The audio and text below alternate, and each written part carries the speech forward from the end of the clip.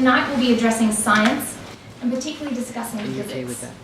Now this topic is fascinating in and of itself, but it's also the sort of topic that raises further questions, big questions, like where did the universe come from? Are we alone? What does modern physics tell us about whether there's a God? My name is Rebecca Poulos. I did my undergraduate degree here at ITAS, studying biotechnology and accounting. So I'm not a physicist, I actually work in cancer science, and I'll be emceeing tonight's debate. So the position that our invited speakers will be debating is the question of whether the evidence of astrophysics indicates that the universe has a designer. So you can see the debate proposition here. And what I'd like to ask you to do is to take out your phones and go to a website just on the screen where we would like to hear your thoughts before the debate. So if you go to this website, we'll actually have some of your responses coming up on the screen as you fill it out. So I'll just give you a moment to do that now.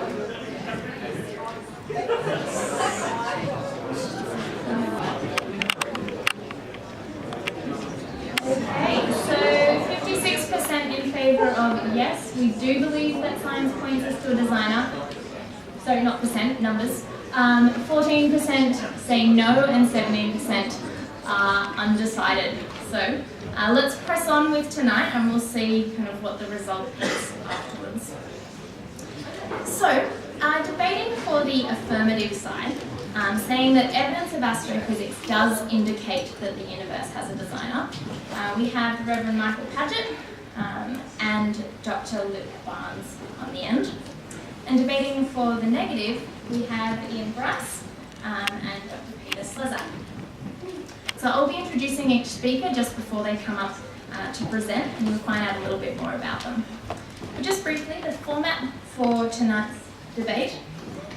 Each speaker will have 15 minutes to present their case to us. We'll start with the affirmative and then back to the negative, and again. And then we'll take a very short 5-minute break, just for you to stretch your legs, grab some water at the back, and clear your mind before we get back into it for another 20 minutes or so of open discussion between the speakers. And then we'll finish with 15 minutes of questions from you, the audience. So if you've got any questions, make a mental note of them to ask them at the end. But without further ado, I will invite in just a moment Mike Paget up, but just to introduce him, Mike Paget is the Senior Minister at St Barnabas Anglican Church, Broadway, and the Anglican Chaplain to both ITAS and the University of Sydney. Mike has degrees in education, physics and theology, doesn't get to surf nearly enough, and loves helping people explore the big questions of life. So please welcome up Mike Paget.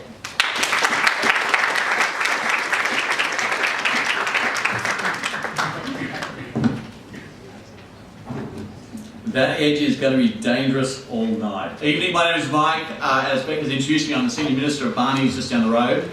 I'm really delighted that you've joined us here tonight, and I hope we're going to keep you thoroughly engaged this evening. You may have already noticed that this panel here is super multidisciplinary. Ian Bryce is an engineer, Peter Slezak is a philosopher, Luke Barnes an astrophysicist and a cosmologist, and I'm the amateur in the crowd. I do have a degree in physics, but I'm a lowly pastor and a theologian. But I'm glad to be with you here tonight, and I've really loved preparing for this because the evidence of science was actually a really significant factor in me leaving behind the atheism that I was raised in and directing me towards the exploration of the claims of Christianity. My hope for you tonight is that something of my personal journey might end up actually making good sense to you, and that some of you might even consider making that journey yourself. You notice that I'm actually setting a really low bar for Luke and I this evening. We don't actually have any great grand vision of what we're going to achieve. We certainly don't think that we're going to box anyone into a corner or prove without a doubt the existence of the divine. Our goal is much simpler. We hope to persuade you that the most up-to-date cosmological theory and data available can reasonably be argued to produce an openness to the idea of a mind behind the universe. But I want to begin by asking a fairly obvious question to set this whole conversation on a sound footing. When we say universe, what do we mean? What actually is our universe like? I don't know what quality of private education you may have had coming to university, but you may have picked up along the way that the universe is infinite in extent, infinite in time, with an infinite number of mass points, and therefore a universe in which nothing is improbable. And that was certainly the universe of Sir Isaac Newton. But it's not at all the universe that we accept today. Our observable universe is, due to expansion, about 46 billion light years in radius. It has 10 to the 80 protons worth of matter, and for those of you in the humanities, that's a lot. Roughly the same amount of electrons, about a seventh of the number of neutrons, as well as lots of what cosmologists have come to call dark energy, which is what drives the acceleration of the expansion of the universe. There are 4 fundamental forces: the strong nuclear, the weak nuclear force, electromagnetic force, and of course gravitational force. And the interaction of these various fundamental forces leads to everything that you see that is physical. Not, however, I'd love to argue, human freedom or rational decisions or love, but that's a topic for another day. Anyway, all this we know from science. The question before us today is whether science tells us anything about the transcendent, anything about God. We need to be very careful here, because science is always open to further investigation and discovery. Scientific theories develop so that any one thing that either side, if you want to call sides in a conversation like this, points to tonight, might be significantly modified within the decade. One of the things I'll be talking about fairly soon is just how much the data has changed in recent years and how solidly it points in a certain direction. What science can do, though, is tell us about something of a convergence of evidence, a set of clues, each of which could have an unlikely but a naturalistic explanation, which together move us towards a single strong probative sense of what we might want to discuss. And I'm going to speak to one of these clues tonight, which is that there is good reason to believe that once there was nothing, but now there is something. And then Luke is going to pull on his astrophysics hat and talk about the nature of that something, which is another clue. These are just 2 clues. I want to suggest that anything as big as a cosmology or a worldview or a metaphysics shouldn't actually rest upon just 1 or 2 pieces of argument. It's a picture that you draw out of hundreds and thousands of observations and pieces of data, but this is where we'll start with. So firstly, nothing. Nothing comes from nothing. At this point, it seems fairly clear that physics is coming very close to proving an absolute beginning of physical reality itself. Whether that physical reality is simply our universe, or perhaps a multiverse, or a universe in the high dimensional space of string theory, or a static quantum cosmological state, science seems to be moving in a fairly conclusive direction. That there is a beginning. And this whole idea really has its origin with the Big Bang theory developed by the early 20th century Belgian Catholic priest and astronomer, Georges Lemaître, which proposes that the universe has expanded from a primordial, dense, initial condition at some time in the past, currently estimated to be approximately 13.8 billion years ago, give or take 100 million years, and continues to expand to this day. The first real evidence for a singularity was discovered in the 70s by Stephen Hawking and Roger Penrose, the not as famous as Stephen Hawking amongst most people, but world famous in his space, English mathematician and physicist, who actually later corrected some of the theories of his friend and colleague to allow for inflation. Some of the most conclusive evidence that the universe, that any universe in fact, must have a beginning, came as late as 2003 from 3 leading cosmologists, Arvin Bohr, Alan Guth and Alexander Vilenkin. it's often called the BVG theorem, who are able to prove that the universe, that any universe, I should say, which has on average been expanding throughout its history, cannot be infinite in the past, but must have a past space-time boundary. Now, it could be.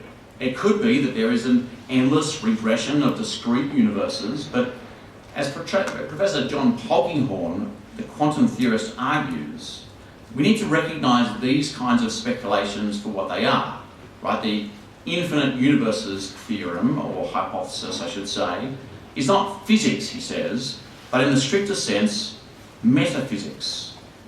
You know, there is no purely scientific reason to believe in an ensemble of universes.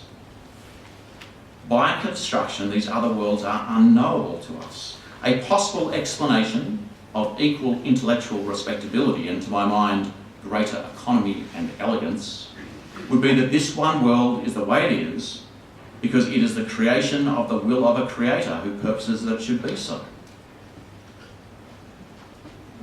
The idea that the universe has a beginning also makes sense of our observations of entropy. Okay, entropy measures the degree of disorder of a system. So the floor of my daughter's bedroom has a high level of entropy.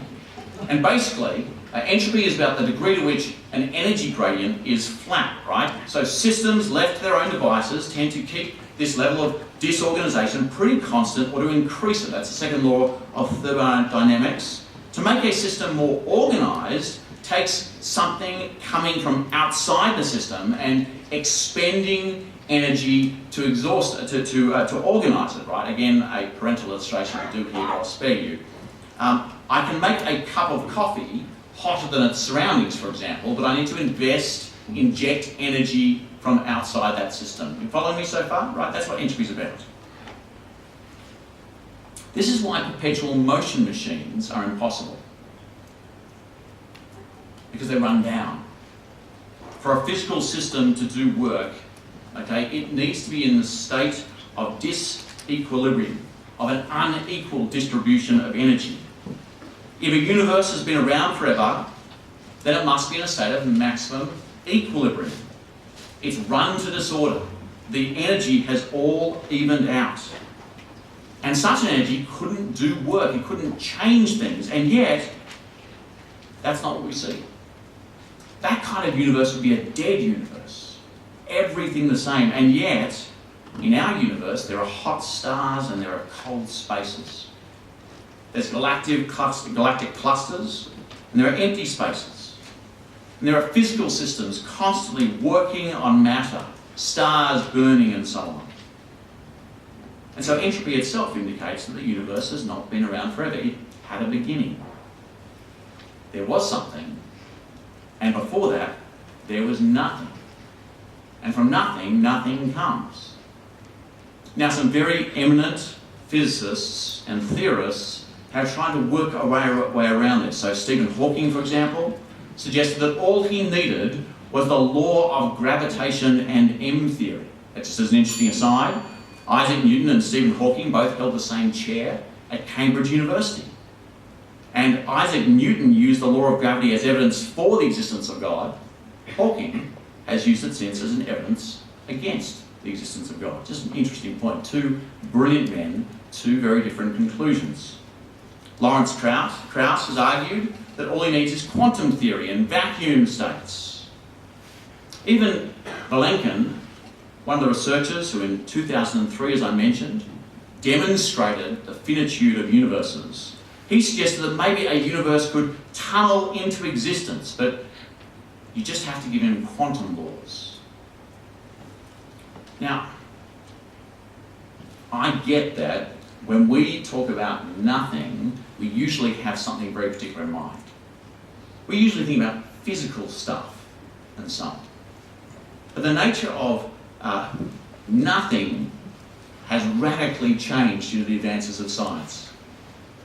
Our understanding of what we once thought was nothing is actually an incredibly complex, energy-rich set of vacuum states. It means that what we once thought was boring old nothing is actually very much something.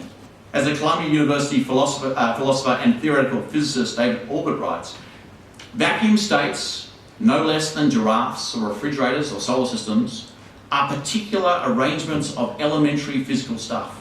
The fact that particles can pop in and out of existence over time as those quantum fields rearrange themselves is not a whit more mysterious than the fact that fists can pop in and out of existence over time as my fingers rearrange themselves. And none of these poppings, if you look at them aright, amount to anything even remotely in the neighbourhood of a creation from nothing. Science has been moving in this direction to understand that at some point in the past there was nothing and then there was something.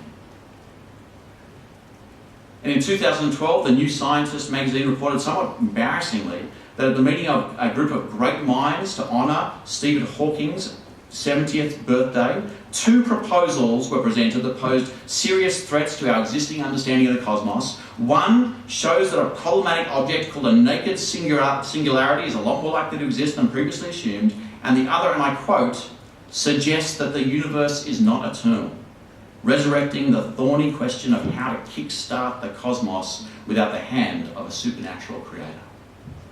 So, there is, according to the latest physics, an extremely high likelihood of a beginning to physical reality, prior to which physical reality there was literally nothing. Secondly, I think we can receive as an a priori commitment that from nothing only nothing comes. And therefore it is highly likely that the universe came from something, a something that is not physical reality, is beyond physical reality and sufficiently powerful, whatever it might be, in order to initiate reality, which is commonly referred to as a transcendent cause of the universe, or in short, a creator. I think I'm with Werner Heisenberg on this, when he says, the first gulp from the glass of natural scientists may turn you into an atheist, but at the bottom of the glass, God is waiting for you. Thank you.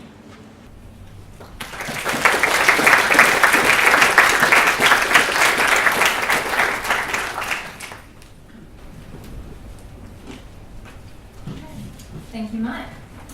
Let me now introduce our first speaker for the negative, who is Ian Bryce. So Ian Bryce graduated in physics and engineering and has taught aerospace at UNSW and ITAS. In his retirement, he teaches a course called Physics and the Big Questions. Vice President of the Secular Party of Australia, he's been described as a militant and rabid atheist. Please welcome Ian.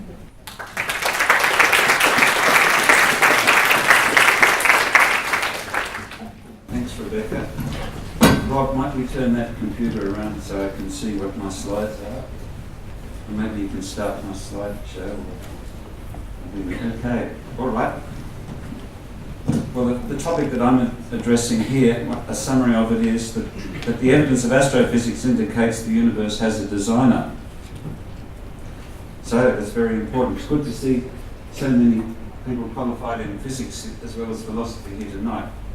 And it makes a change. Well, I think that cartoon probably sums up the question. Here we see that God has lit a big firework called Big Bang. It says, light fuse and stand clear. And God's running away with his hands over his ears. So I think that summarises the question, was there a designer who perhaps kicked off the universe? Now, some of you might know, the physicists might recognise that there's a problem with this picture, because where did God run to?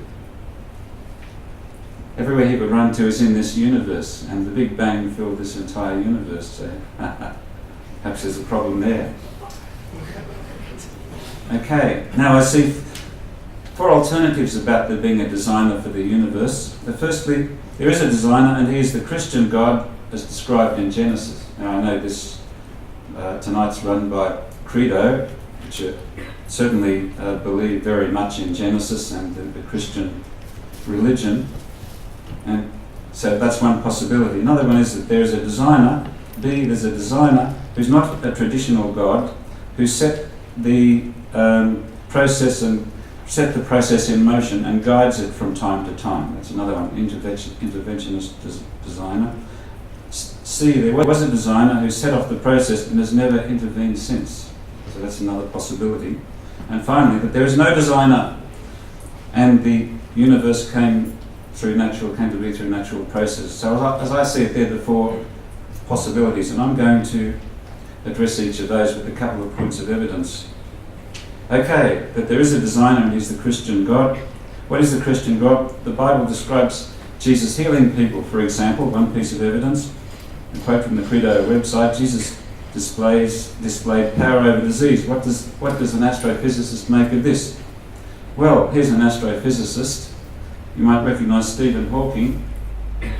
And this cartoon shows a discussion between Stephen Hawking and God. So Stephen Hawking says, as he said many times, there is no God. And God says, smite him. Now, smite him is a great biblical word. I'm not quite sure what it means, but I wouldn't want to be smitten. And God's assistant says, but sir, you already smote the shit out of him. There's nothing left to smite. He can only move his eyelids. In fact, you might do more to prove your existence if you healed him. Now, that would be really cool. So Hawking waits, nothing happens. Hawking waits, nothing happens. And Hawking concludes there is no God. So perhaps if there was a God and he was capable of healing people and he cared, he could easily cure Hawking and prove his existence. So, has God healed anyone?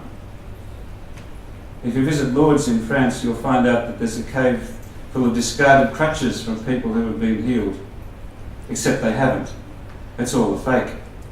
The Catholic Church has tried to prove that God has healed a lot of people, and the best they can come up with a few cases that amounts to 1 in 3 million that were possibly healed at Lourdes. And in fact, they don't even stand up to science. So I myself had cataracts and couldn't see very well for a while, so I had science put in some plastic lenses in my eyes, and that worked 100%. So if you want to be healed, you should turn to science, certainly not a God. You can also ask what sort of designer would put lenses in people's eyes that degrade in about 50 years. So another piece of evidence. Okay, so if you're studying medicine at UTS, how many of you are students at UTS? Put your hand up if you are. Okay, if you're studying medicine, you will be handicapped in your studies if you believe there's a God who intervenes and can heal things, when it's totally contradicted by all of medicine. Okay, next piece of evidence. The Christian God, the central pillar is that a woman was made pregnant by a ghost and gave birth to Jesus. What does science make of that? They say Jesus was fully human. Well, science tells us that a human male needs a Y chromosome. So he couldn't have got one from there. Did he get one from the ghost? That doesn't make any sense, does it? So if you're studying biology at UTS, you'll be greatly hindered in your studies if you believe in a Christian God. In fact, all religions claim that theirs is the one true God. To quote the Credo website, any other God that people choose to worship is, in reality, something they have created or dreamt up for themselves. That sounds fair and reasonable, doesn't it? Except why do they claim it doesn't apply to their God and it does to everyone else? You can see there's a whole zoo full of gods there that have existed. But at least 1,000 gods have existed throughout history or claim to exist. And if you believe one is any more real than the others, then you're in a bit of trouble. Okay, the second position is there's a designer, not a traditional God, who set off the process and guides it from time to time. Maybe that's a better possibility. Well, as we heard before, there are 4 forces in nature: the strong nuclear, the weak nuclear, gravitation and electromagnetism. And they're very well understood by physics, to such an extent that there are no gaps through which a God could intervene in this universe. If there was, it would show up in exceptions to these rules. And instruments like the Large Hadron Collider are looking for exceptions to these rules, and they haven't found any. At least in the here and now, here meaning the observable universe, and now meaning since the end of the inflation period at 10 to the minus 35 seconds. So here and now is pretty broad. So there are no gaps in physics by which a God intervenes in the world. So that possibility is thrown out also. Next one, there was a designer who set off the process and has never intervened since. Maybe that's a better possibility. So let's look at that. Astrophysics has shown that the universe is very old, about 13 billion years old. And God first revealed himself to mankind about 2,000 years ago. So the question is, what did God do for the intervening 12.999998 billion years? Perhaps he played ping pong with the ball connected to his bat. So I think that's the ultimate definition of boredom. Or perhaps this cartoon, the first tweet ever. So God tweeted to the world, just created the world, nothing going on now, bored. So perhaps that's what God did. Now, I've participated in quite a few debates with people who believe in God, in fact often with scientists who claim to believe in God. And I've asked them the question, what did God do for the first 12.999 billion years? And here are some of the answers I've got. God was enjoying himself during that period. Okay? God was planning what was to come. That came from the Most Reverend Archbishop Peter Jensen, top Anglican of New South Wales. And someone else said God was administering to the dinosaurs. Well, even the dinosaurs weren't around until quite recently on the scale of the universe. So I think you'll see here that some of the best ways to address these claims is by a bit of humour, which shows it in its true light. Okay, another question we can ask is, where is the designer now? If there was a designer or is a designer, where are they now? You can look through the universe with telescopes searching for the designer. No one's found him or her. So physics tells us that everything that happens in the universe is located in space and time. Now, you've all heard of the Cartesian coordinates. Any scientists or engineering students here? Oh, great. That's good, quite a few. Who's heard of Cartesian coordinates? Everyone has. Well, in physics these days you combine that with time, or to be more accurate, the speed of light times time, and you get a 4-vector. CT and XYZ, or ICT. And that gives you, the 4-vector defines every event that occurs in this universe. For example, a traditional thought experiment that physicists give is a flashbulb going off, and that can be described as the X, Y, and Z coordinates and the time it goes off. So everything that happens in the universe has a 4-vector. So therefore, if there's a creator in the universe, they must be located according to a 4-vector, and we must be able to find them somewhere in the universe.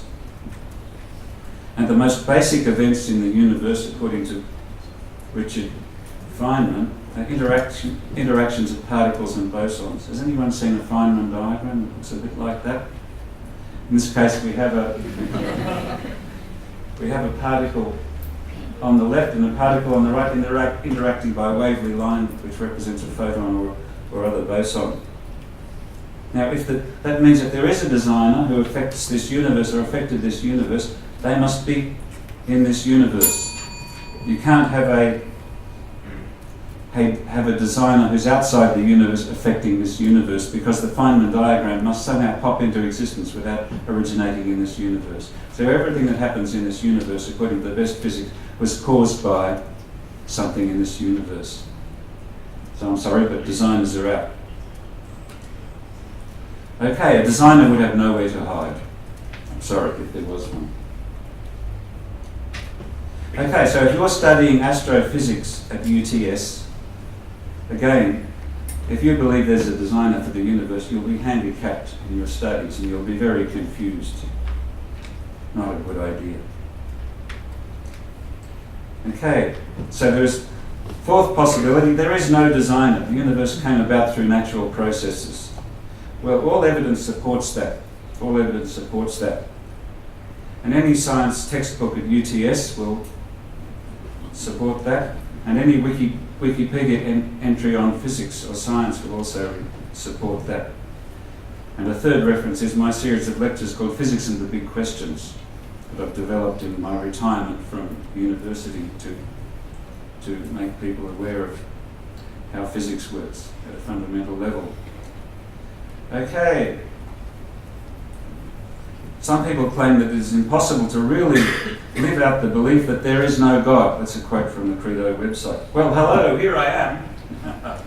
I believe there's no God, along with all other atheists, humanists, skeptics and rationalists in Australia. Each of those has a separate society. And the religion beliefs, according to this 2016 census, showed that 31% of Australians have no religion and 26% are Catholic, and all other sects are less of you. So it's impossible for people to live out their life with a belief without a God. Well, the majority of people do compared to other sects. I'm sorry. Can a scientist believe in God? Are religion and science compatible beliefs? I'd like to give you some statistics. These graphs show belief in a personal God on a world basis versus level of education. And as you can see there, belief in religion has to decrease as you get more and more education. Always decreases, because the more you know about the real world, the less room there is for a God. So I know there have been people who claim to be physicists and believe in God, like John Polkinghorne and John Lennox, but they can't really be both. You've only got room for a God if there's something wrong with your understanding of physics. It's quite clear. The second set of evidence, this comes from the USA, where there's greater freedom of speech than the world, many countries in the world, and that shows that non-belief increases very dramatically with education in science. So you can see there on the left, non-college USA education, college graduates, and the National Academy of Science members. And the higher you rise in science, your non-religion rises and rises. And it's clear that if you knew all about the universe, it would reach 100%. So it's apparently impossible to know how the universe works and believe in a designer. Finally, this is religious belief among greater US scientists, called greater scientists in the USA, and over the decade from 1914 to 1998, there's a steady increase in disbelief. So the more science tells us about the world, the less room there is for a God. So, science and religion are clearly incompatible. The more one learns about the real world, the less one can believe in a God or a designer. And reliable information usually comes from experts, and those who know about the universe know there aren't any gods or designers. And finally, is the universe fine-tuned? This book by Victor Stenger goes into that in a lot of detail. He was a professor of physics, and he finds that he addresses the question, are the physical constants in the universe carefully selected from a habitable universe, such as you would expect if there was a designer? Well, no, they're not. If you vary one constant at a time, you find that they appear to be narrowly selected. But if you look at all of them over time, you can find many combinations that could give a livable universe. So no, it's not fine-tuned. So if you wonder at the splendour of the universe, you should see the results from science, not from a designer. Thank you.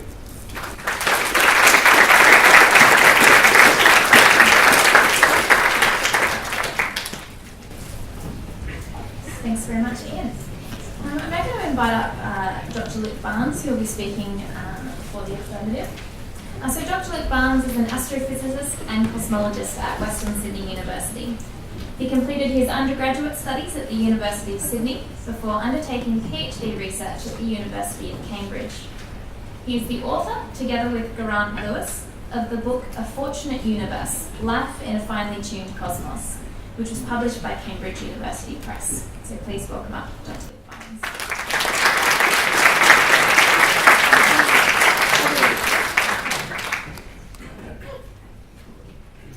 All right, thanks for coming out. Start my timer so I don't run over the time. Good. I like debates because they make you listen to a perspective that's not your own, and interesting things can happen if we sort of shut up and stop interrupting each other and let someone talk for 15 minutes. For example, Peter has a video on YouTube that you should go and find called Is Western Civilization Doomed? And I'm not going to give away the ending, but you should go and see what he has to say about that for 15 minutes. Let me get straight to the point here. There's my opening slide. So my contention here is that physics has kind of stumbled across a way of testing an idea called naturalism. Naturalism, as it's defined by people who call themselves naturalists, is the idea that there is only one realm of existence, the natural world, whose behaviour can be studied through reason and empirical investigation. So the short idea here is naturalism is the idea that natural stuff is the only stuff. There's no other type of stuff. I want to rely here on what I'll call a principle of reasoning, and I'll give an illustration rather than get into technical detail. So here's the illustration. So suppose a safe has been robbed, and when you look at the security footage, when the detectives look at the security footage, they see that the thieves have put the security code in on the first attempt. They just walked up, put in the code, and took the money. Now, how would we consider why that happened? Well, there's two sort of theories. We could say A, it was an inside job, or B, maybe they just guessed the code. Now, when you're a scientist, using probability theories, one of the crucial things that you would want to ask, the crucial question to ask of any theory is this: what would we expect to be the case if the theory was true? If you like probabilities, this is known as the likelihood. If you don't like probabilities, forget I said that. So, on theory A, what would we expect to be the case if it was an inside job, if the robbers went up knowing the code? Well, we'd expect what actually happened in the security footage. We'd expect them to walk up and simply open the safe on the first attempt. What we expect was what actually happened. All right, now let's think through theory B. What if the thieves walked up and just guessed the code? Well, we need a crucial extra bit of information here. We need to know how many digits the code has. If there are 3 digits, right, then there are 1,000 possible codes from 000 to 999, and so the probability of guessing the correct one is roughly 1 in 1,000. If it's a 12-digit code, because there are so many more possibilities, and because on this hypothesis they're totally at the mercy of all those possibilities, they have no more information, the probability of them guessing correctly is now 1 in a trillion. The guessed theory, the they just guessed theory, leaves the thieves at the mercy of a large set of possibilities without any help. The thieves could have guessed any code, and the vast majority of codes don't work. We would expect, with overwhelming probability, that the thieves would punch in the wrong numbers. So this is why the theory is in trouble. On the theory, what you would expect to be the case is not what was actually the case. But a small probability isn't enough. That's an important point. Right? Small probabilities in and of themselves don't mean that much. We need a better theory, and in this case it's the inside job theory, which is not at the mercy of a huge set of possibilities. On that theory, what we would expect is what is actually the case. That's my illustration. The general point is this. We have to ask the question, what would we expect to have been the case if the theory were true? This is how we test ideas. And the key to that is knowing what is possible, what possibilities are consistent with what is actually the case, and whether there is any reason to expect any particular possibility. That's our principle, explore the possibilities. With that done, let's have a think about science. Every scientific theory, every fundamental scientific theory has basically the same structure. This is sort of a remarkable fact. You say you have a list of things, the stuff that the universe is fundamentally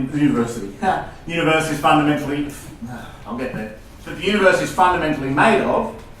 You have 2, an equation which says how that stuff behaves, and then 3, you need what are called initial conditions about how the stuff started off.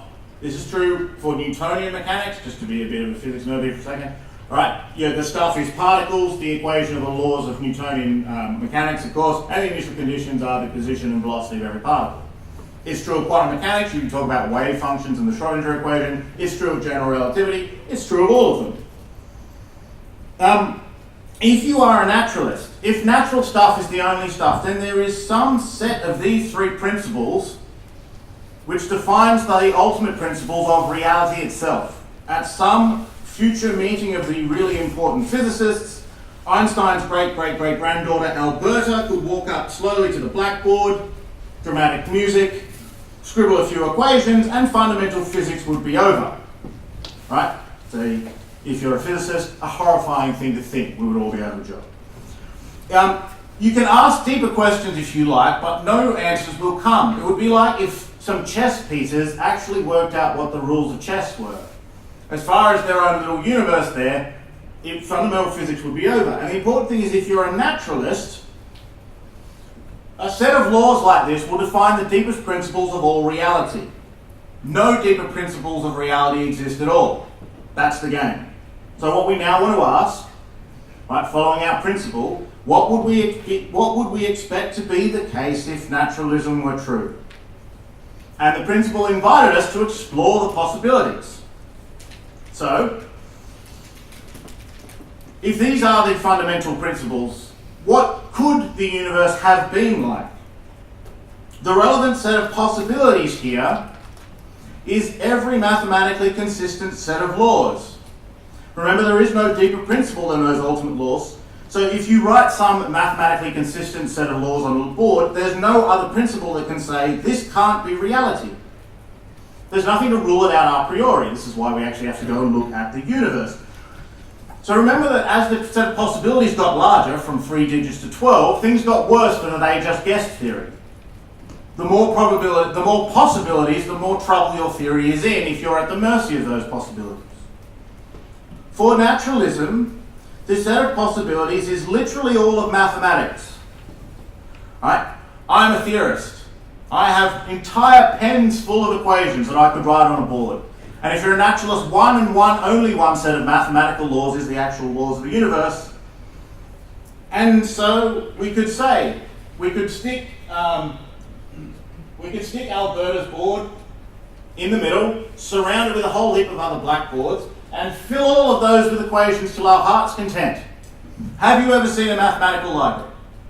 Some of you look like you don't want to see a mathematical library. That I understand completely. Okay? You could stare at the ultimate laws of nature for as long as you like, but no answer will come as to the fundamental questions that you might ask about that. Why does reality obey that law rather than another? Why is there stuff that obeys laws at all? Why is stuff that makes stars and planets and people?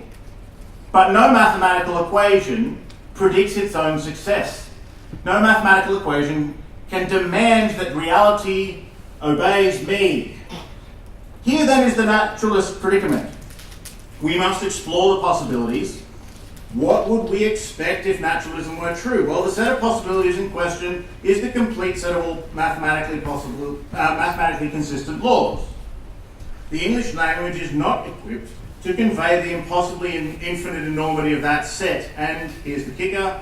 On naturalism, there can be no reason to expect any one rather than any other, because there are no deeper principles than whatever ends up on Alberta's board in the middle there. That board will have nothing to say about all the other boards. This idea, naturalism, is then at the mercy of every possible way that physical reality could be. And if we're thinking in terms of the larger the set of possibilities that you're at the mercy of, the worse your idea is. Naturalism is quite literally the worst idea ever. It is the worst idea imaginable. Here is where fine-tuning comes in. We can make this idea, perhaps unexpectedly, quite precise. You might throw your hands up and think, well, we can't think through all the mathematical possibilities. That's a bit ridiculous. But if you're a physicist, we come across these problems all the time. If you're faced with some infinite set of possible theories or observations or whatever, you boil it down to a smaller problem that A, you can handle, and B, seems to represent the larger problem. Here is what I suggest is a useful smaller problem. We'll take some pieces of these laws, of the best laws we have, and look systematically through those. Specifically, we will look at the constants of nature, things like how much does an electron weigh, which appear in point 2 there in the equation. Secondly, we could vary the initial conditions of the universe, number 3 there. This is literally the set of scenarios that are physically possible given a certain law. This smaller problem has a lot to recommend itself to us. It stays very close to our best physical theories of the universe. We can even borrow the probabilities that we need to use in theoretical physics to test physical ideas.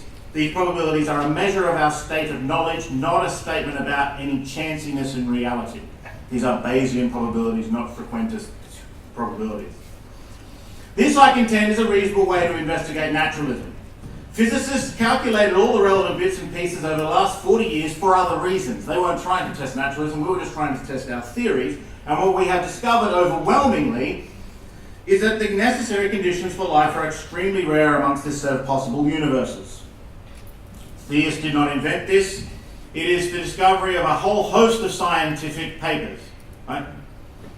The reason why Victor Stenger wrote a book is because he never wrote a paper about it.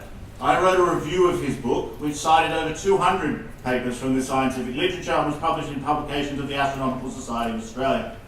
His book sunk into oblivion. That is not the consensus of the scientific community.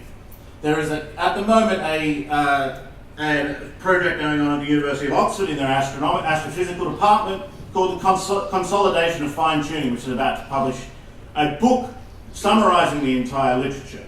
Okay? We had our conference last year, it was in Crete, it was lovely, and all sorts of eminent scientists were there, and the idea that the universe was fine-tuned was not really discussed by anyone. Okay? Not really questioned. Okay? I wrote the book A Fortunate Universe with my colleague Geraint Lewis. He's an atheist. We wrote the first 7 chapters together. The bit we disagreed about was what on earth this fine-tuning means. Let me look at some examples, because this is fun. These are some simulations we've done of the universe. You stick a whole universe in a computer and teach it to interact with itself via gravity and all sorts of fun stuff. If you have 0 cosmological constant, then the one on the left, it makes structure in the universe like ours. I'll run it again because it's great. So this is the... this is the way structure forms in our universe. Gravity makes dense bits of the universe even denser and galaxies form at the centre there. As you increase the value of the cosmological constant, let me write it again, the expansion of the universe kicks in very early and everything moves away from everything else in the universe, and the expansion of the universe stops structure from forming. If you look at the entire range that the cosmological constant could have had in our theories, the range which allows any structure whatsoever to form in the universe is about 1 part in 10 to the power of 90.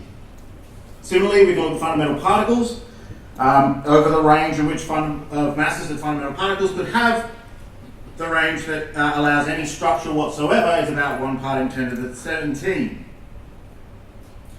But of course we need a better theory. Now, one of the problems here is that for some people the word God evokes pictures of a beardy man in the clouds.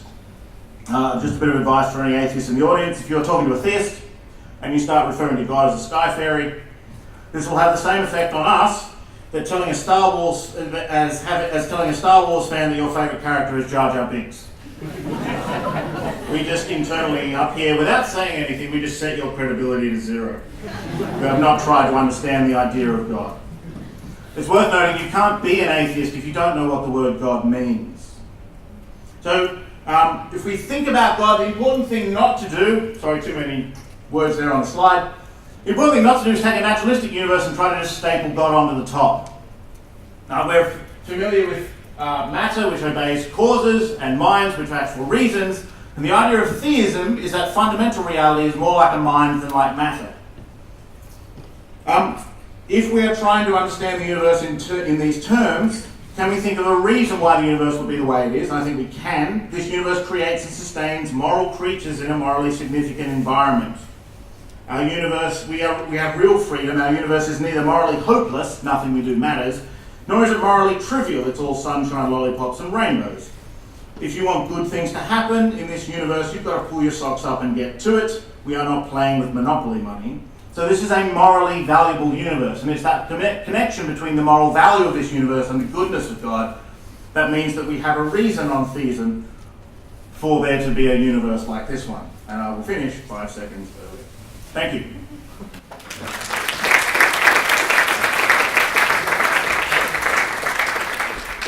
I'm going to go down here. Can I grab the clicker from you? Yeah, sure. Why not? Thank you very much, Luke. So I'll now invite up Dr. Peter Slezak, who is an Associate Professor of Philosophy at the University of New South Wales, and he specialises in philosophy of language, psychology and the work of Descartes. Peter did his PhD in philosophy at Columbia, New York. And I'm very grateful that he's here as he arrived back from Jerusalem only last night. So I'll invite him up to speak with us now.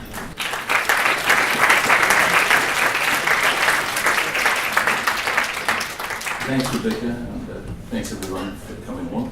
Look, I prepared my talk before I heard what was said, and as the last speaker, I can't resist saying a few things by way of refutation or response to the other speakers. So let me do that really quickly before I get into my slides. Look, let me just start off with really giving you a kind of a way to approach this. It's wonderful that there's all this science thrown at you, but it's all bluff and a kind of a snow job. And the reason I say this is a couple of things. Firstly, we had Mike talk a lot about wonderful science, and his arguments really were about the beginning of the universe and that there had to be a cause. Now, the debate isn't about that. It's about the design of the universe, and strictly speaking, they're separate arguments. There's a lot of literature and an immensely interesting debate about what happened when there was nothing and then there was something. But the question about design is completely separate. And even if God made the Big Bang, the question of what it looks like and whether the order in the universe leads us to the idea of a designer has to be kept separate. But on the Big Bang cause thing, one thing that has to be said is that the theorists who talk about this, they basically cheat, and they're not fair to you.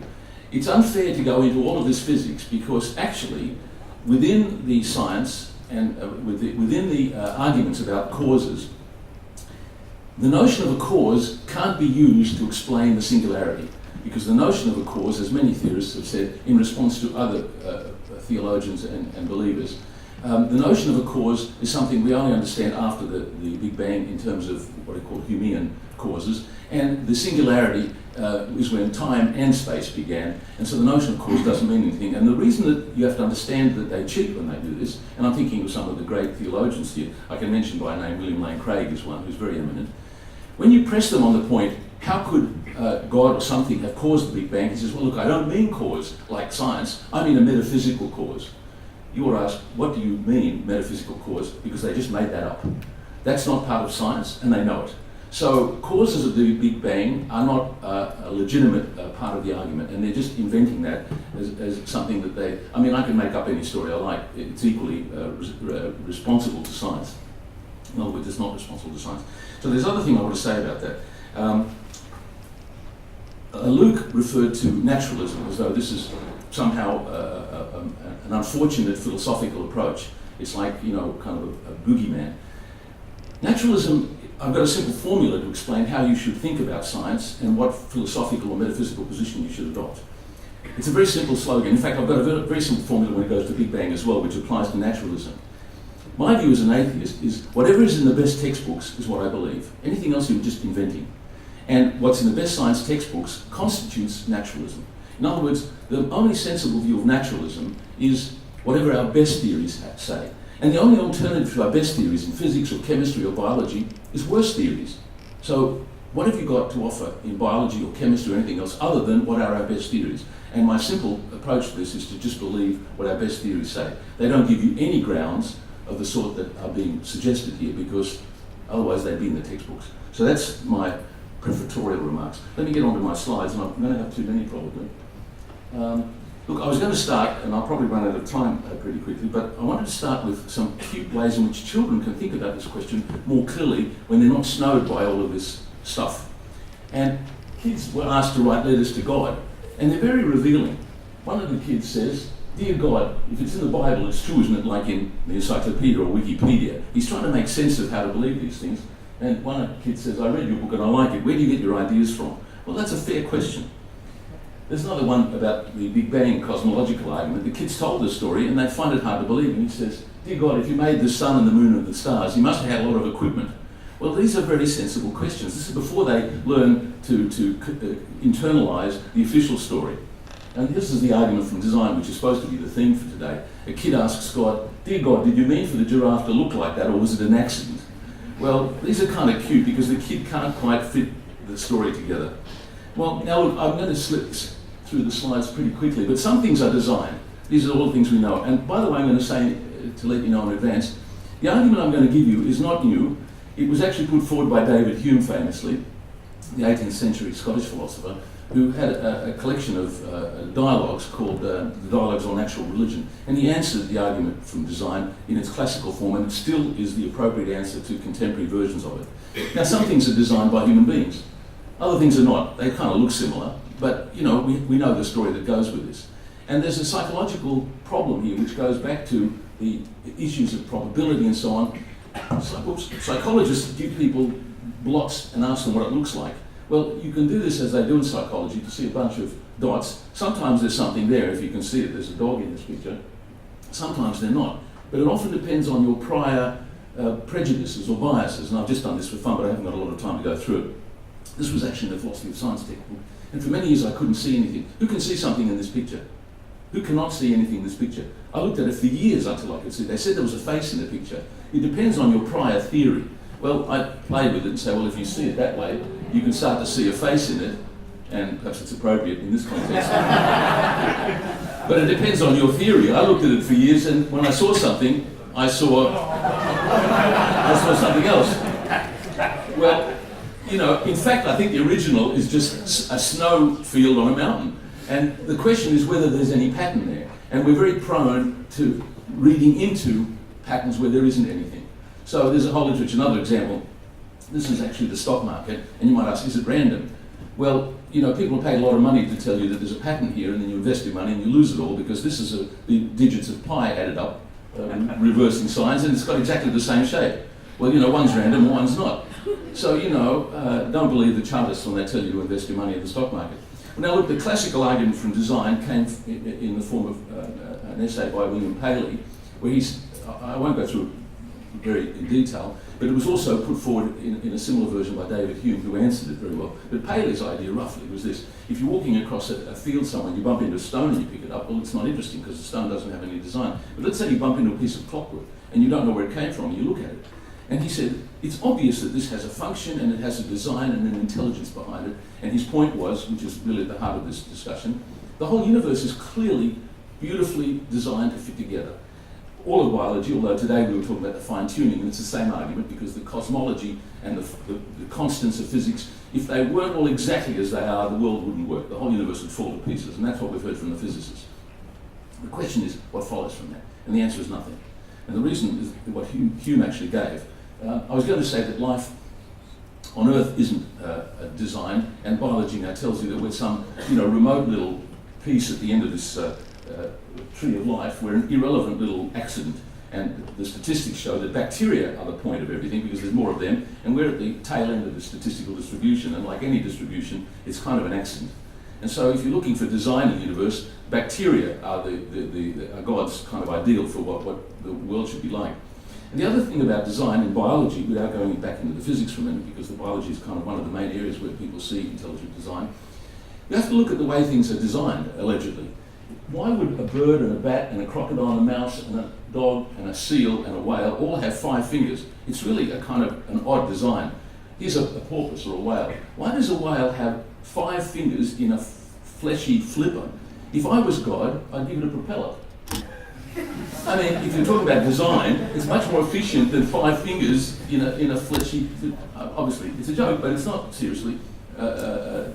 You can't take seriously the idea that these things are designed. Evolution tells us they're all developments from an initial accident. Now, of course, the Big Bang, I happen to have here a slide about the Big Bang, and of course there's this wonderful physics about it.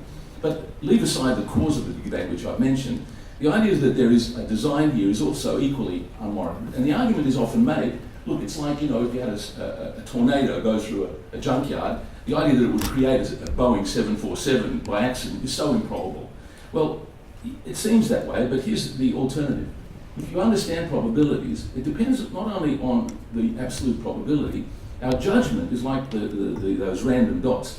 The judgment depends on our interest. If you ask somebody, what's the chances of getting a perfect bridge hand? I don't play bridge, but if you've got 14 spades, it's some number, huge number, 635,000 million to 1.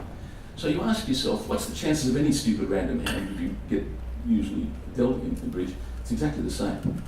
Now, if you got all of the spades, you'd call up the newspaper and tell them that this is like a 1 chance in a gazillion. Every boring hand has the same probability, but you have an interest in one.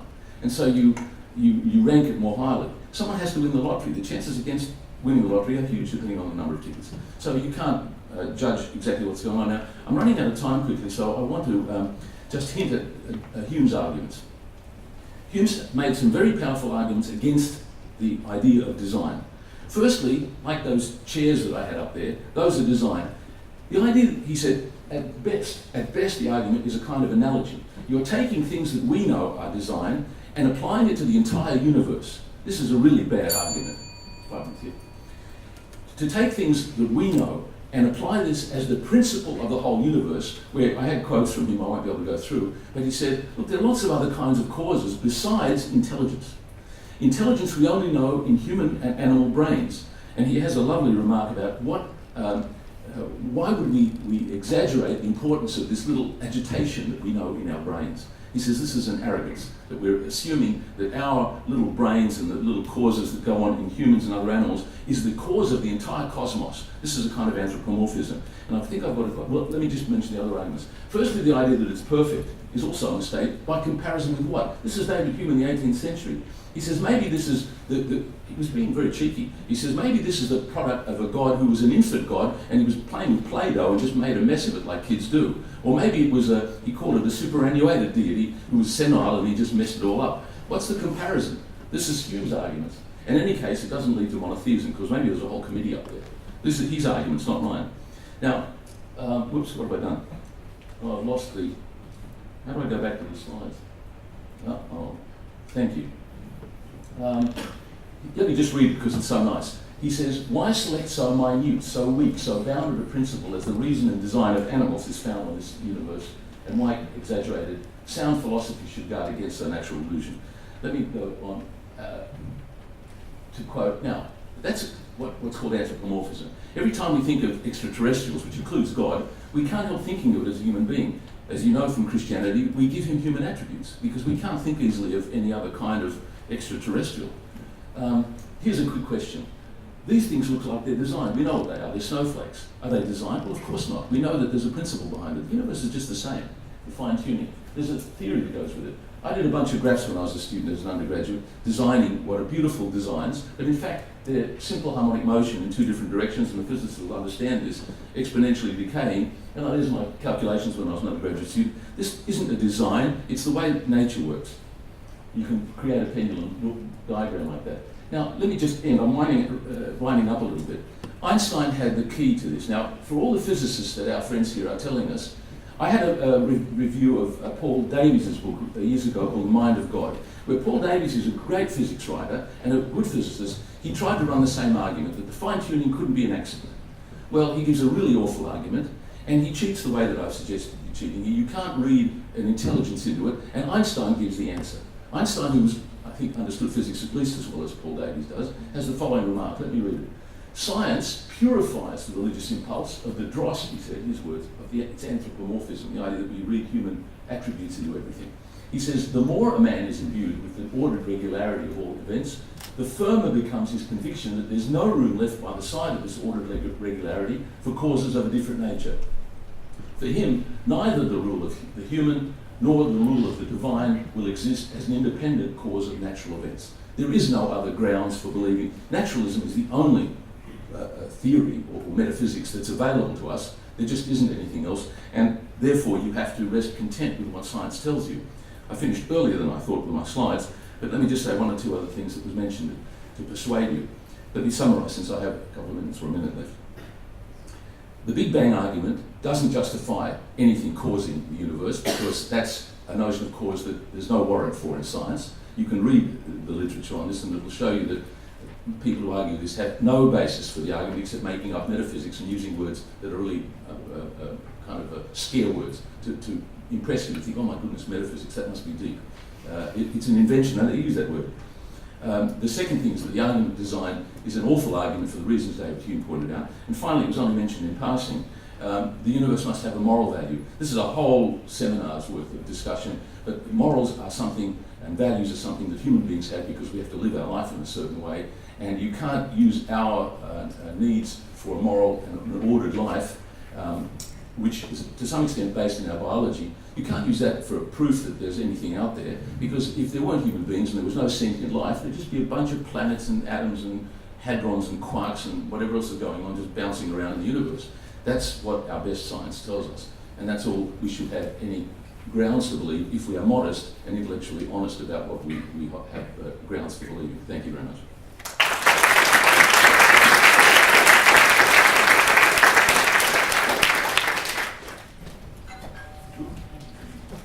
Thank you very much, Peter, and thank you to all of our speakers for sticking to time so well. I was thinking I need to ring the bell multiple times there.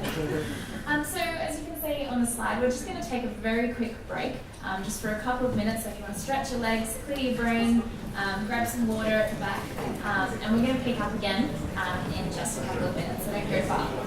So for the next 20 minutes or so, we're going to have a bit of time for open discussion amongst our panellists.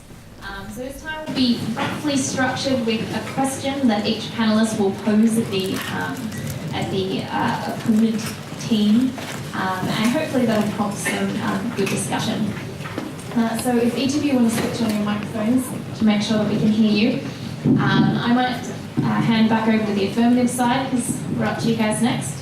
Michael or Luke, do you have a question that you'd like to pose at the negative side? Okay, all right. Why not? So, been trying to read you and understand what's going on. And so there are these criticisms of the design argument. They just seem to be things that the design argument doesn't answer. Even if you thought it was a good argument, you wouldn't be able to choose between one God or many gods. You wouldn't be able to choose between, a perfect God or an imperfect God that's still able to make the universe. So, in that at best, when you probabilistically means that whatever probability you assign to the designer then just sort of gets smoothed out over a couple of different options. But that's not necessarily fatal to the argument. You could still say, all right, there's more stuff I need to know about a God, but I still think God's more likely than no God. Is that, or if you go and get God? Sorry, can I jump in? No, go.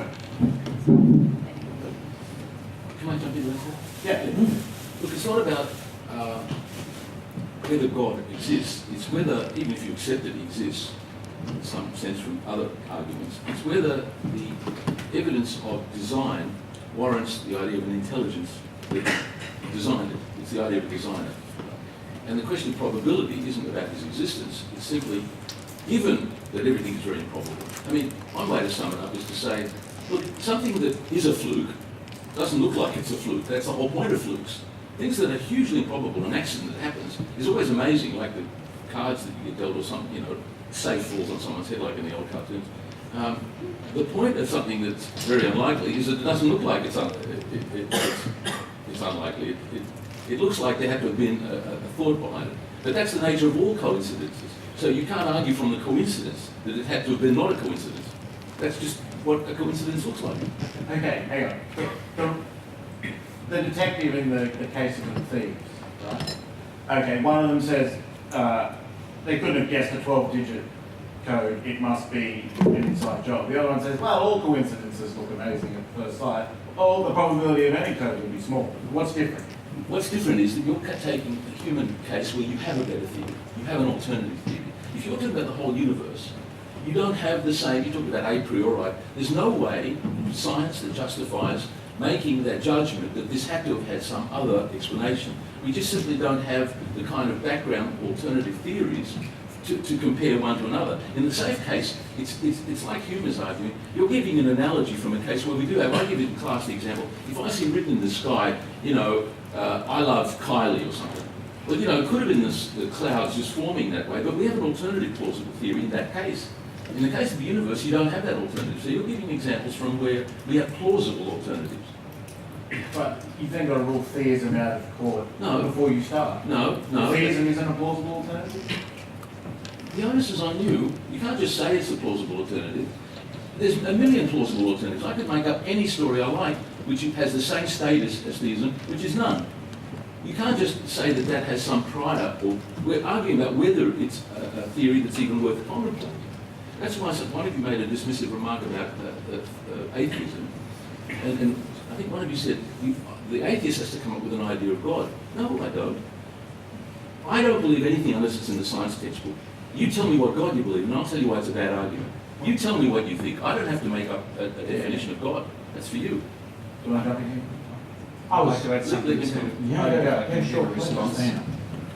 Yes, Newton described gravity as a drawing power between the Earth and his apple, or any other object, or the moon. So he had a potential candidate explanation for what was observed, which was internally self-consistent. He was then able to measure that against the universe. The problem with theism, no two theists agree on anything. In the same way that there have been 1,000 different gods throughout history. I showed you a picture of many of them. There is no consistent theory that you've ever come up with, theist, or has been mentioned tonight. So what are we comparing you with? We can come up with a very solid theory of how the universe developed against nothing. It's like a wet paper bag. If you try to look at it very closely, it just dissolves. So you tell me a single theory that theism has come up with that is self-consistent and has some explanatory power, and then we'll be able to take it more seriously. I appreciate the repetition of the example of there being many, many different theisms, and therefore they can't be true. I have chosen to marry just one woman. That does not mean that I've therefore thrown marriage out of court. I think there's a logical fallacy in your argument there, I'm afraid. I wonder if perhaps a way of supplying, Peter, I'd love to hear a little more from you on this point. I appreciate your critique of some of the offerings that we made around, not so much design. I think we may interpreted the question somewhat differently tonight. It was, does astrophysics provide evidence for designer? And I took that certainly as an indication that it's all of astrophysics, not just merely the design aspects of it. But I'm comfortable to run with that. I think one of the things I'm wondering is that you've said that theism as an alternative has equal explanatory power, which is none, and equal force, which is none, to all other possibilities. I think Christians would argue, and I can't speak for other religious views, that actually our metaphysic, if I can use that word that is now a dirty word, that our metaphysic, as opposed to other metaphysics, that is proposals which have, do not draw upon scientific data, would be a metaphysic we would say is supported by the presence of Jesus Christ in history. Now, you said that you don't believe anything that isn't in a scientific textbook, and yet before this started, I could tell how proud you were of your son, and I'm sure you didn't read that into the scientific textbook. So I'd love to ask you, when you say you don't believe anything that isn't in the best scientific textbooks, I find that hard to believe. Could you tell me if that's true? All right, where do I start? Look, let me take the first part of it. If you mention Jesus, part of my textbook includes history, and I had the pleasure here, really I mean that, and the privilege of debating exactly about the resurrection of Jesus with William Lane Craig last time I was here.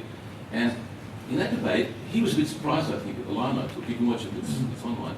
Because I can see... So you should do that, right? So it was in our eyes, it's a legend. My trouble was the slides didn't show on it, but I had some good slides. But no, the point that you're raising is a good one. And in my textbook, before I get to my son and why I believe that my son actually saw,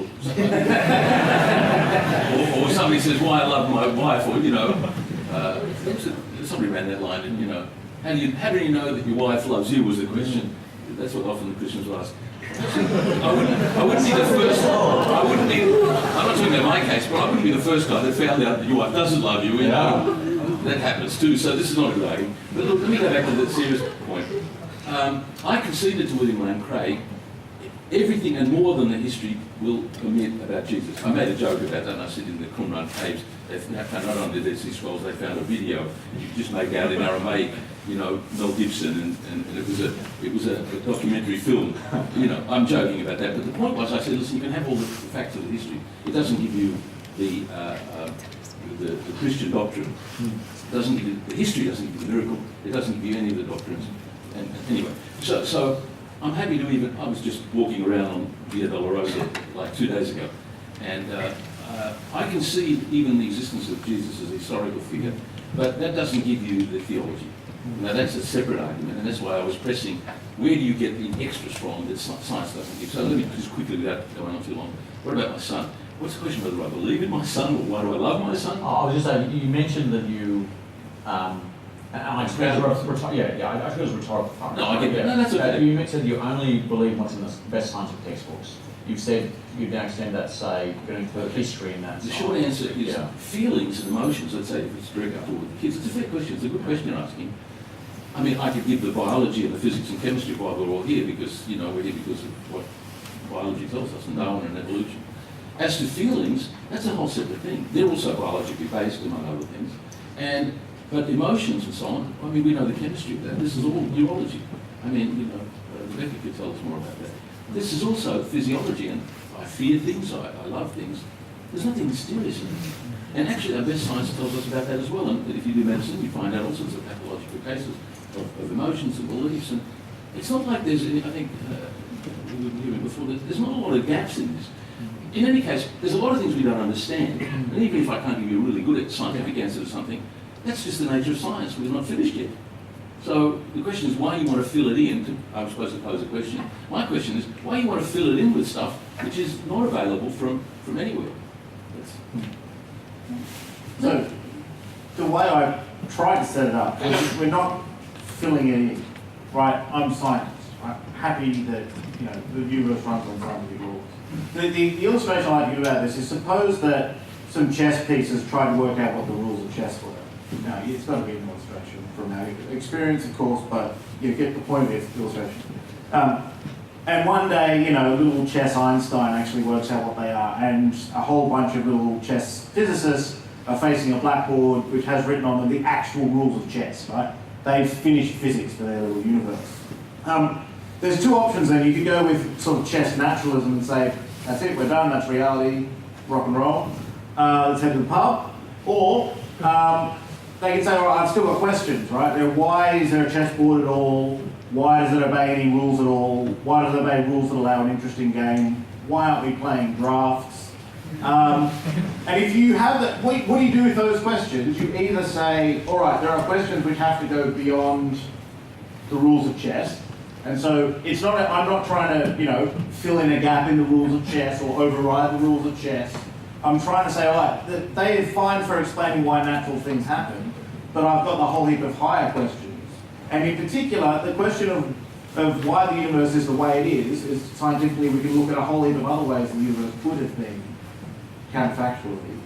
And most of them are dead, the vast majority of them are dead. So there's something interesting about this universe being alive. So just to be clear, I'm not proposing that we throw away the science textbooks. I'm saying when science is, like, let's suppose we finish science, as I said, horrifying thought, and we know the natural cause for everything, we'll still have questions. And so if you're opinion, you say, you throw those all in the bin. No, I'm with you. There's a lot of questions we may never know the answer to, but you don't make up answers. See, I'm simply saying where you get your answers from. Let's say I agree with all these wonderful questions. Why is it all here? Why is there something rather than nothing? These are weird questions. But you're making up an answer to it.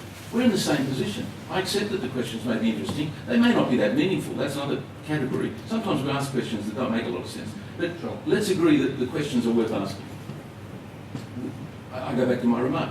You've only got our best theories and our worst theories. You tell me what more you've got that's better than our best theories. But, sorry, every scientific theory starts by being made up, in that sense. Yeah. Okay. The question you then ask is, if this were true, what could I explain with it? And what I'd say about theism is, within theism, I understand something about that ultimate final board, about which the naturalist can only say there's no further answers to be given. Why that possibility rather than all the other ones? That one makes a universe with moral value. And the moral value point is you don't start here and then project in. You have to sort of, whenever you think through any theory, you've got to try and get into its shoes. So that's an explanation from within theism rather than, from necessarily to say that, we take my ideas right on and project them out. Can I ask a question of Ian? Is that right? Ian, a few points you talked about being handicapped in your studies, which might explain some of my marks at the beginning.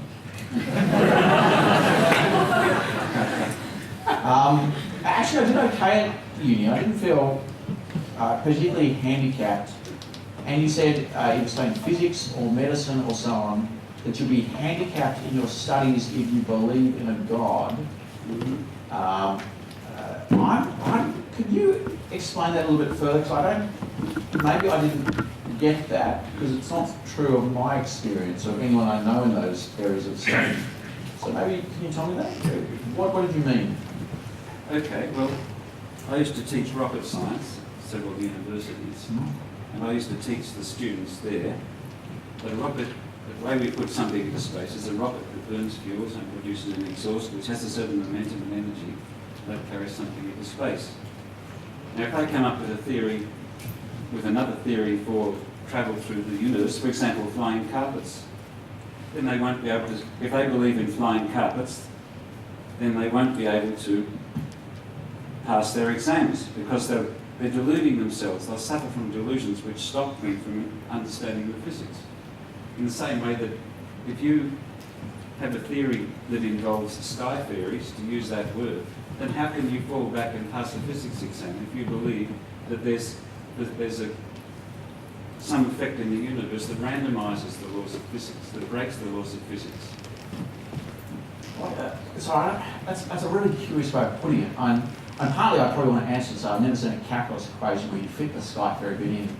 But I think, to be honest, I feel as if you're not working quite off any version of theism that I understand, actually, at this You point. tell us one that is self-consistent, and then we'll have some basis on which to discuss it. Christianity. Yeah, that's I guess my What word. is your chosen supernatural deity? Would you like to tell us that for a start?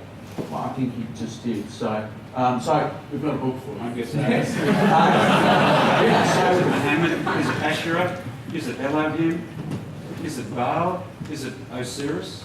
Which is your chosen deity? well, I think we just answered that one. So this feels like it's getting a little bit tense. I'm not sure why. I think we're just saying within a particular worldview, the Christian understanding of God seems to be pretty coherent, and coherent not just with kind of Christian claims, but with science, right? That is certainly in the Western world, the sole material and philosophical foundation of scientific method arises from Christianity. It was in the 10th, 11th centuries. A woman made pregnant by a ghost is compatible with modern science. So, it's just really interesting to me that in the 10th, 11th centuries, the great universities, which were almost always attached to cathedrals, were the places in which scientific method was formulated, and it arose particularly because the way in which Christian worldview colonized the mind of Europe was to establish that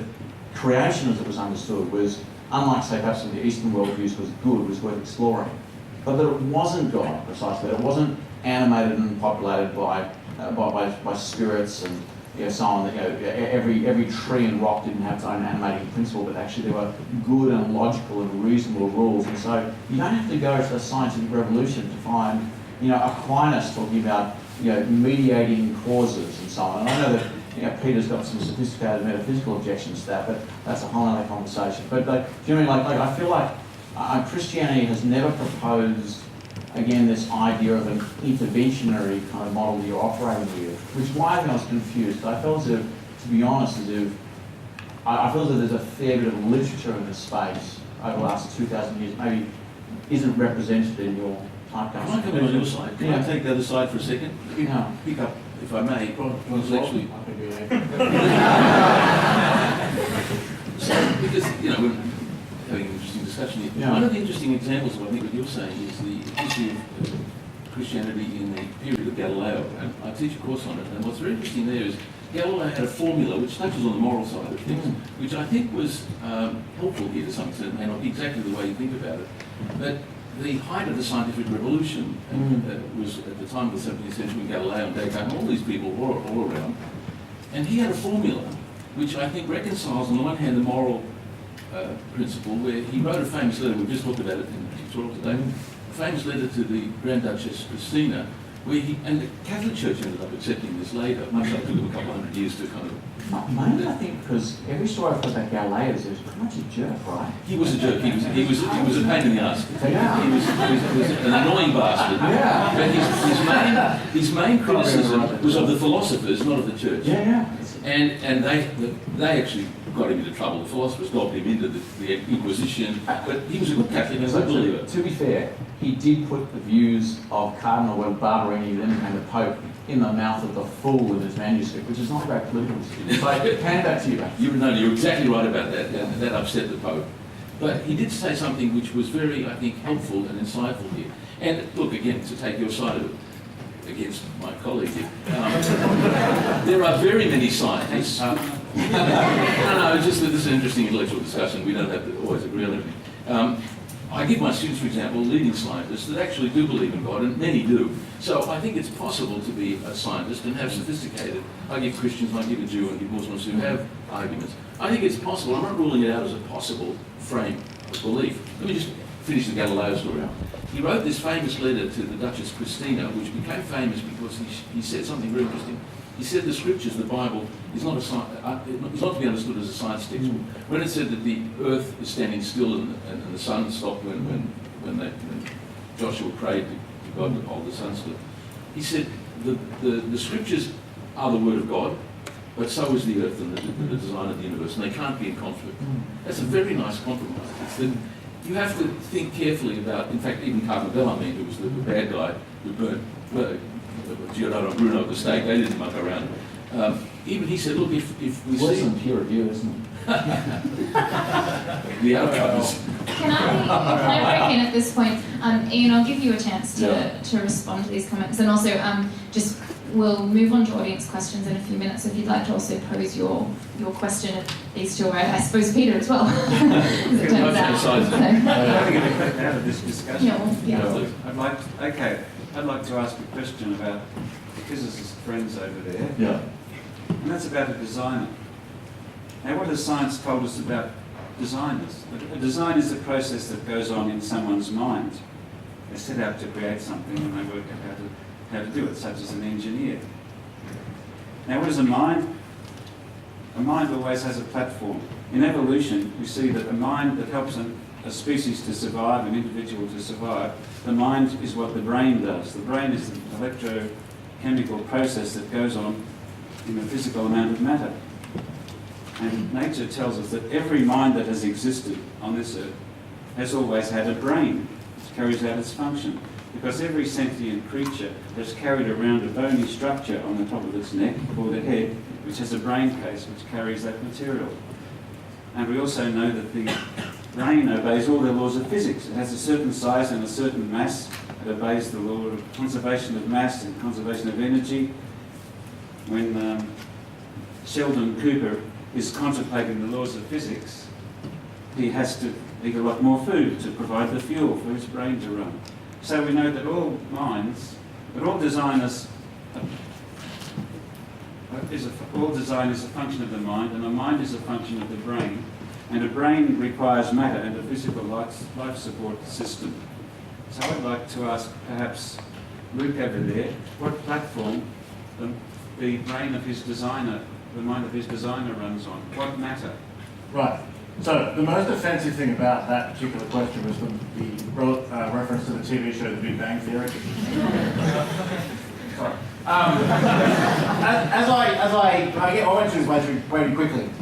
What you cannot do to get theism, to try and put yourself in the believer's boots for a while, you cannot take a naturalistic universe and then staple God onto the top, or try to build a God out of stuff. Right? Because that's not the theory. Right? The idea is that everything that is physical needs an explanation beyond itself. Right? And there's various arguments for that. Okay?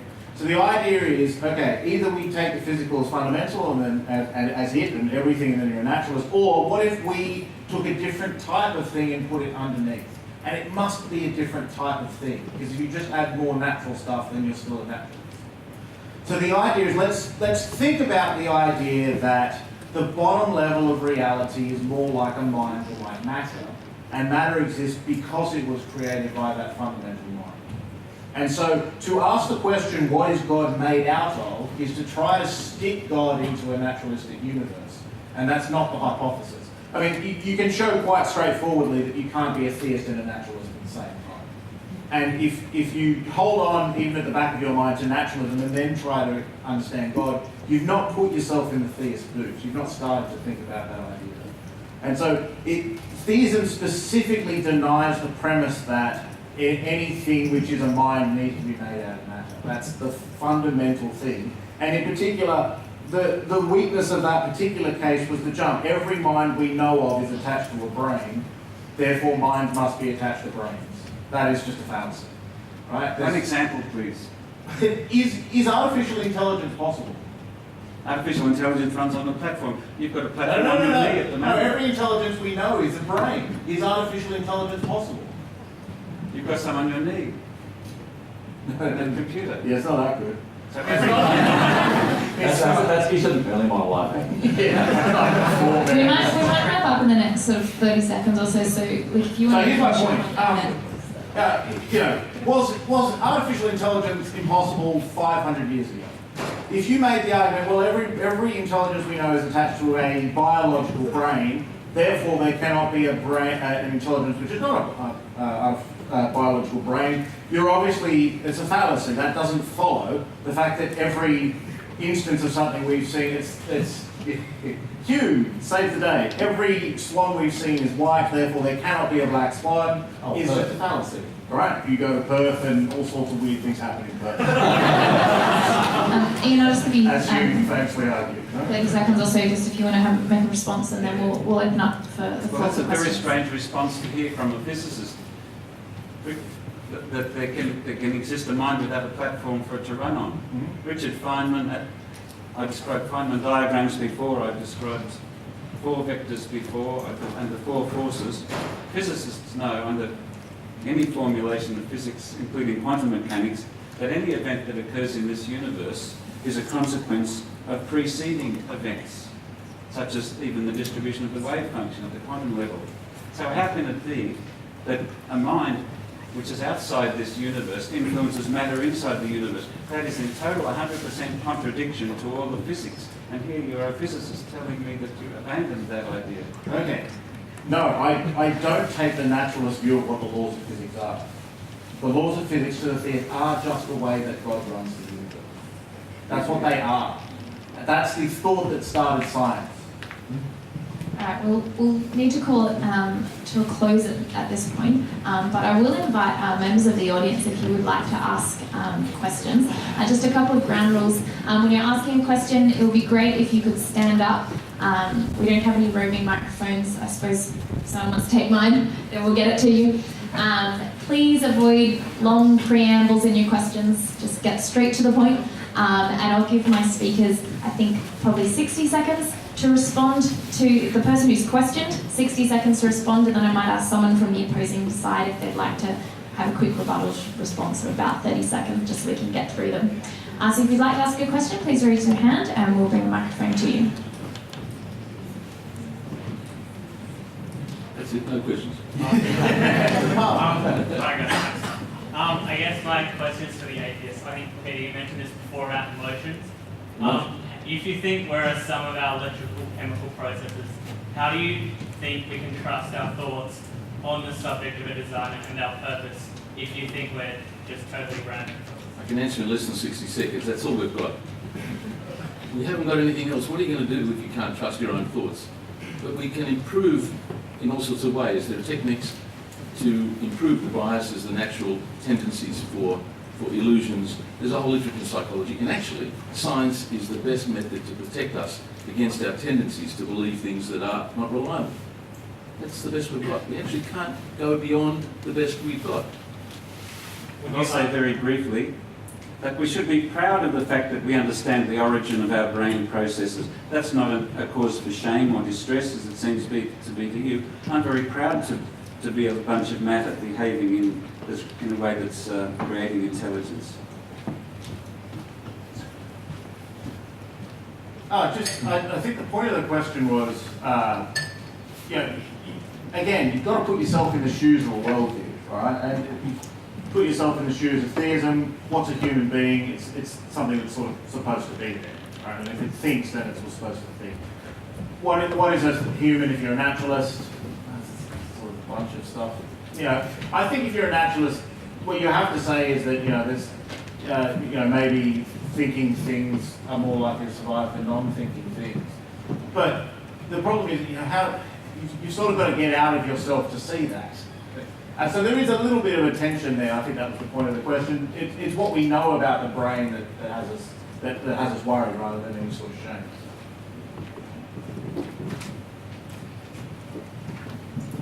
Right, so my question is to Peter. I was interested by your definition of naturalism, you know, everything that we can find in our best textbooks. But I thought, and I think some people on this side were trying to hint at this, that really the heart of naturalism is not necessarily the particular content that, you know, we're talking about, but rather the scope that we believe naturalism has to talk about whatever.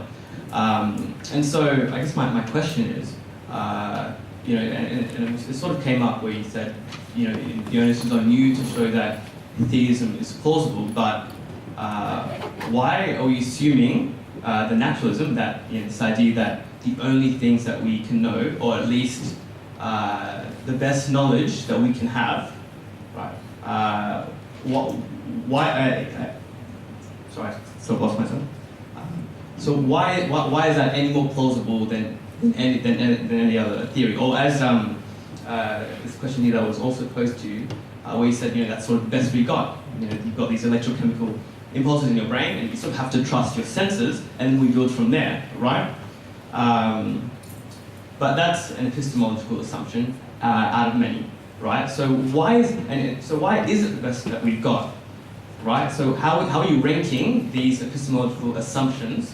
By what standard are you ranking them? Who's to say that naturalism is better than anything else? I'll make a quick answer. Look, philosophers used to have an idea that there is a hierarchy, that there's some foundation, and they try to build on a Descartes and various other people. That's no longer plausible. Science doesn't have a foundation. It's, in some sense, almost circular, but it's one best metaphor that was put forward was that it's like a boat that you're floating in while you're at sea. Every plank in the boat can be replaced, but not all at once. You have to rely on parts of it, but in the end you can revise anything. And it goes back to the white swans and the black swans. You can find out that you're wrong. The great strength of science is that it's revisable. And we have revised it. We've changed our theories, and we keep improving because we know the difference between a good theory and a bad theory. So there is no foundation. It's just that, and it's not that our senses are the ultimate source of our knowledge, because most of modern science doesn't depend on sensory knowledge. There's evidence. Einstein ignored some evidence. He had some rude remarks about, if the Eddington expedition wouldn't have come in the way he thought. He said he feels sorry for God because his theory is true anyway. A famous remark. So science is complicated, but to answer your question very directly, it's the only game in town, because we are willing to consider anything as false and revise it. And naturalism is just saying, these are the best things we've got. We can find better. You may be right. In some sense, we could come up with something better next time, but let's hear and judge it, and then change our mind. It's a very modest position, actually. It's saying, this is what we know today. And I actually agree with Peter in principle, if on the outcome. Yeah. Which is, I think he's right.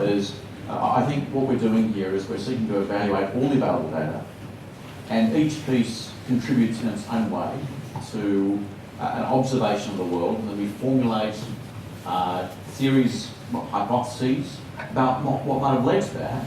And in one sense, naturalism and Christianity are doing that same thing, in that they're seeking to develop an explanation, a best explanation for the world.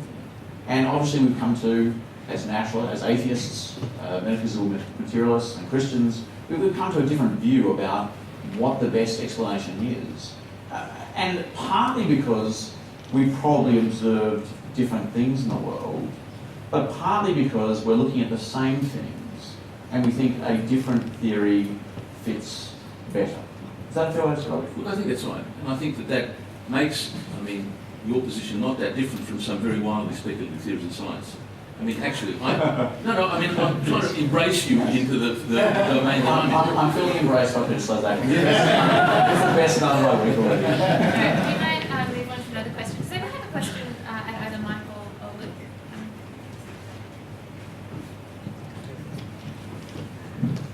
Hello, thank you guys for coming. I think a lot of us really found your conversation fruitful.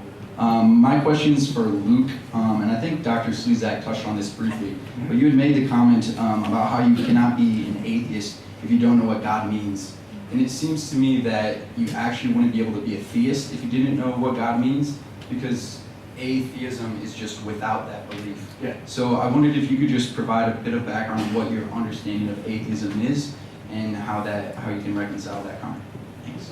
Oh yeah, so both are true. I mean, just, if you don't know what God is, then you can't say you don't believe in God, right? Or that sentence is just literally meaningless until you know.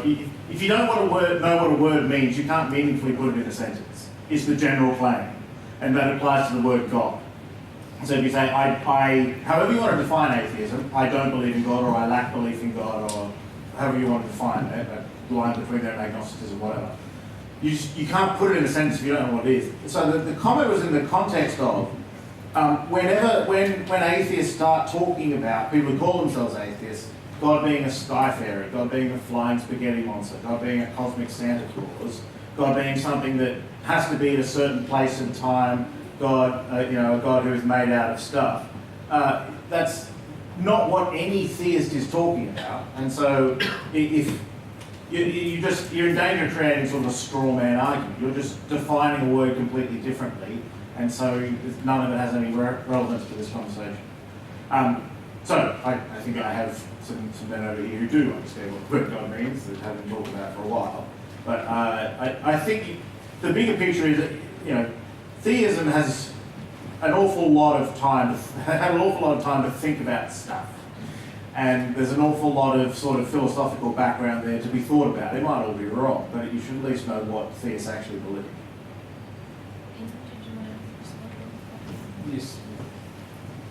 Thank you. Well, I think you say you can't be an atheist unless you understand God. Well, I've read many books about different gods, and the problem is there are so many different gods. Tonight you have totally failed to give us any idea of a particular God that we can address. So how can we claim to be an atheist and make it very difficult for us to say we're an atheist that needs to believe in God when you're unable to define a God? Now to me, the definition of a God in a religion lies with the founder.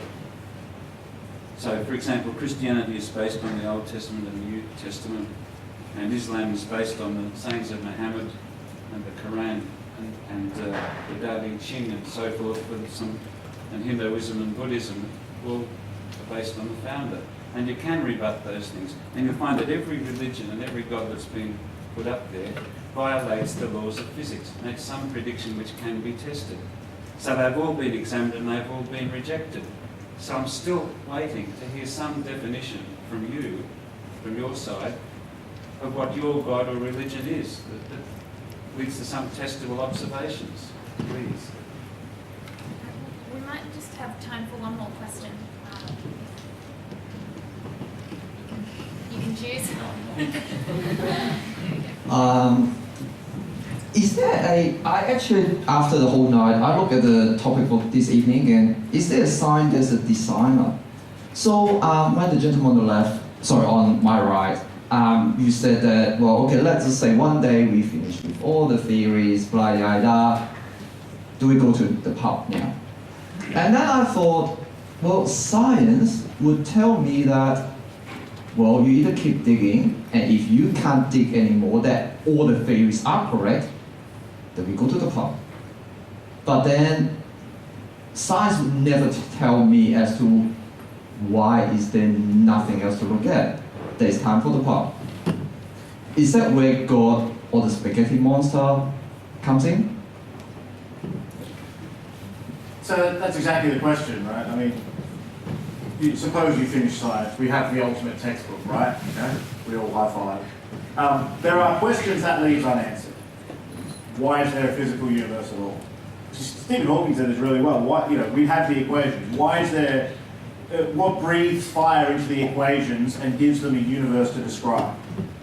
You will not get that from any scientific theory. So, either you say that's a question without an answer. It might even be a meaningless question, in which case, yeah, you can high five and definitely go to the pub. Or you could start to think about other ideas beyond science to try and think about whether you can answer that question within a worldview in which science is a part but not the whole. If there is a physical universe which is the creation of a good God, if the laws are rational simply because it's a rational God that made it and he runs his universe in a rational way, then we would expect there to be scientific laws. We would expect the universe to have some sort of purpose, even if we're not saying that it's perfect or that humans are the only purpose or whatever, but we can think through that idea and see if it actually starts to make sense. At the end of the day, we might say no and just head to the pub half an hour later, but at least we'll have thought through all the possibilities. Alright, I might just give the final word to one of our negative science. Okay, thank you. I just like to ask you, if your God is a benevolent God, as most of you here believe, how come he created my brains, which I can attest to? How come he or she created the appendix? If it didn't arise through natural causes, i.e. evolution, why do we have an appendix that's likely to kill us and serves no function? Why does the giraffe has a blood vessel system that runs all the way up and down its neck, much longer than it needs to? The reason it does, of course, science has provided an answer, because it's natural processes. There was no design. So I think that's the take-home message tonight. The universe runs on natural processes and not a design. So was that a question? No, that was my question. We'll have to take it as a comment nonetheless. So it'd be great if you could join me in thanking each of our panellists for tonight.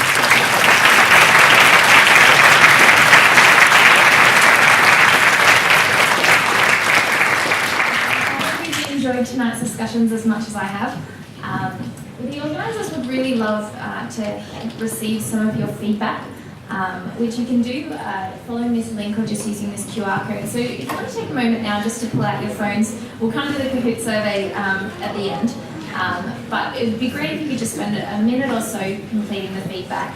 Now you can do so anonymously, but if you would leave your name on the feedback form, then you'll actually go into a draw to win a copy of Luke Barnes' book, which is just on the table there, which he co-authored with the atheist physicist Geraint Lewis. So the winner of that book will actually be announced in a couple of minutes. So if you fill that out now, we'll get to it in a moment. So I'll just give you probably 30 seconds or so to complete that form, and then we'll close the formalities after we hear about some following events that are coming up with this assigned.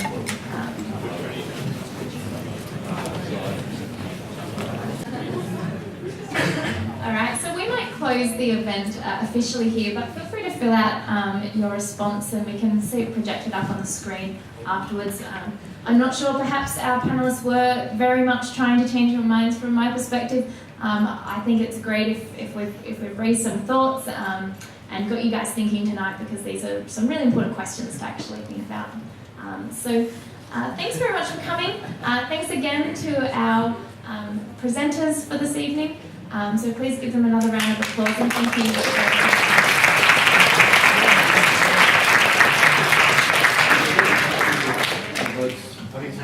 Sorry, just one more thing. There's a bookstall at the back if you want to check that out before you leave. And also, this event has been recorded, so if you want to have another look at that, it should be online on the Credo website by Friday.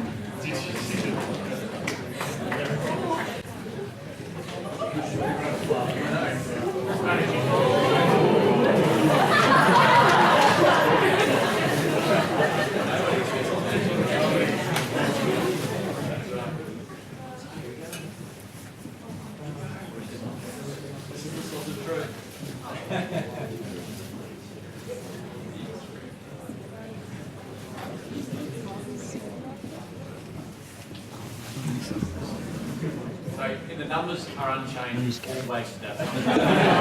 Every single one. We're going to do this again, don't we?